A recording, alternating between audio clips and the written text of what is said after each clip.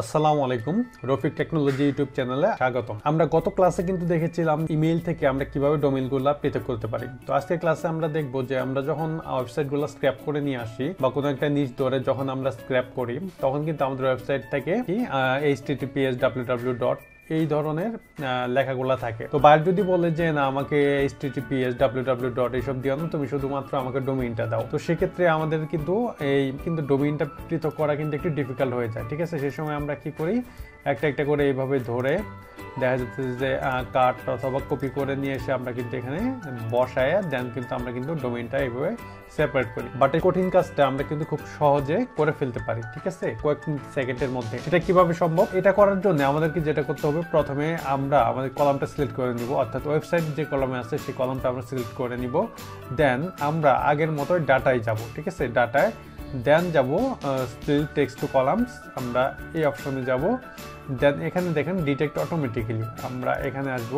আচ্ছা, তারপরে কাস্টম, এখানে আসার পর আমরা যেটা করব, আমরা এখানে কি ধরে এটা সেপারেট করতে চাচ্ছি, ঠিক আছে। তো আমরা ম্যাক্সিমাম আমাদের যে ওয়েবসাইটটা আছে ওয়েবসাইটে কিন্তু www. এইটুক কিন্তু থাকেই, তাই না? তো আমরা www. এটা এখানে ধরে দিই, www. আমরা যদি ধরে দিই, দেখেন এখানে কিন্তু ডোমেইনটা এখানে সেপারেট হয়ে গেছে, তাই না? অটোমেটিক্যালি কিন্তু সেপারেট হয়ে গেছে। বাট এখানে ডান পাশে দেখতে পাচ্ছেন যে এখানে কিন্তু মাঝে মাঝে ডাবল স্ল্যাশ আছে, তাই না? ডাবল স্ল্যাশের পরে কিন্তু আরও কিছু লেখা আছে, যে এদিকে দেখতে পাচ্ছেন ডাবল স্ল্যাশের পরে কিন্তু এখানে লেখা আছে অনেকটা কন্ট্যাক্ট আস, তারপর আরও ওদের যে পেজের যে লিঙ্কগুলো আছে, দেখা যাচ্ছে যে ওয়েবসাইটের ওদের যে পেজের লিঙ্কগুলো আছে এগুলো কিন্তু দিয়ে দিছে, ঠিক আছে। তো আমরা চাচ্ছি যে না এটাও ক্লিন করার জন্য। তো সেক্ষেত্রে আমরা কী করবো, আমরা এই কলামটাকে পুরোটা সিলেক্ট করে নিব, অথবা আমরা যেটুকু ডাটা চাচ্ছি, ঠিক আছে, ওইটুকু সিলেক্ট করে নিব।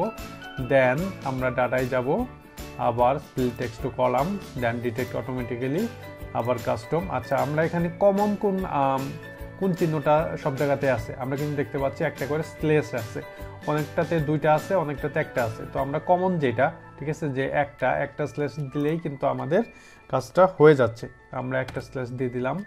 দেন এখন কিন্তু দেখতে পাচ্ছি যে আমাদের অনেকগুলা কলামে কিন্তু বাড়তি কিছু লেখা দেখাচ্ছে, ঠিক আছে। এই যে দেখতে পাচ্ছেন, আমি যদি একটু করে দেই, ঠিক আছে, ক্লিক করে দেই, ক্লিক করলে কিন্তু এই যে দেখতে পাবেন এখানে কিন্তু এই যে লেখাগুলো দেখতে পাচ্ছেন এগুলো কিন্তু বাড়তি লেখা, তাই না, ওয়েবসাইটের যে বাড়তি অংশ, ঠিক আছে।